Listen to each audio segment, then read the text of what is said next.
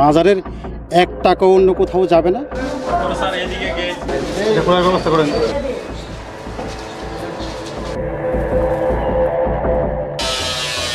মাজারের অ্যাকাউন্ট নামে কোনো অ্যাকাউন্টে কোনো টাকা পয়সা নেই।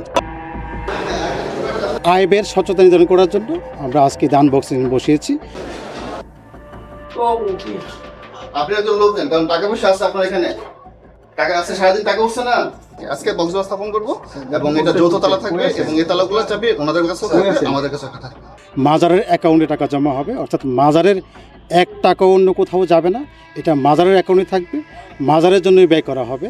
জাস্ট আয় ব্যয়টা স্বচ্ছতা আনার জন্য 16 তারিখে যেই সভা হয়েছিল সেই সভার সিদ্ধান্ত মোতাবেক আজকে সেটা আমাদের নির্বাহী ম্যাজিস্ট্রেট সেটা বাস্তবায়ন করছেন।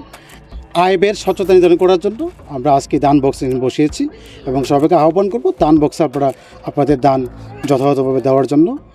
এগুলো সকাল থেকে উঠছে, তাহলে এগুলো আমরা দানটা শুরু দিয়ে দিচ্ছি। টোটাল আমাদের এখানে যেই ড্যাগ আছে আপনারা জানেন 3টা ড্যাগ আছে, এখানে আমরা তালাটা সিলগালা করে দিয়েছি। অর্থাৎ সবাই মিলে আমরা একসাথে যেদিন খুলবো 19 তারিখে সেদিন খুলবো। আর আমাদের রোজার পাশে একটা আছে, পিছনে একটা আছে, ঝর্ণার পাশে একটা আছে, আর মহিলা ইবাদতখানা একটা আছে।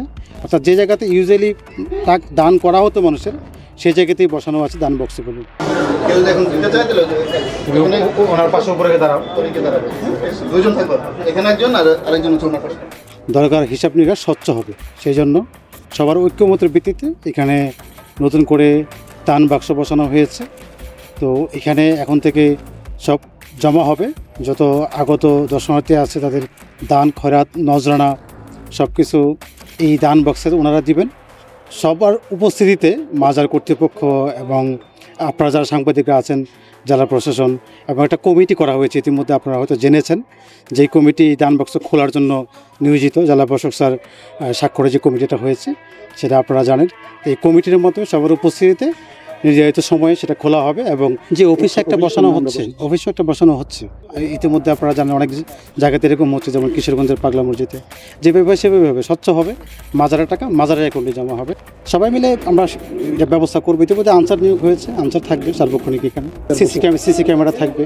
16 তারিখে সবাই কথা দিয়েছে, মাজার কর্তৃপক্ষ, মসজিদ কর্তৃপক্ষ এবং মাদ্রাসা কর্তৃপক্ষ সবাই কথার প্রেক্ষিতে সবার ঐক্যমতের ভিত্তিতেই তো এটা করা হচ্ছে। তো বিচ্ছিন্নভাবে এককভাবে কেউ করছে না, এই টাকা তো অন্য কোথাও যাচ্ছে না, মাজারে ফান্ডেই যাচ্ছে।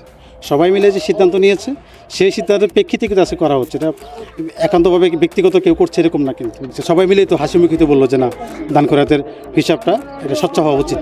আমি অতিরিক্ত জেলা প্রশাসক শিক্ষা আইসিটি দান বাক্স খোলা এবং লাগানোর যে কমিটি জেলা প্রশাসক স্যারের স্বাক্ষরিত এখানে আহ্বায়ক হিসেবে আছে।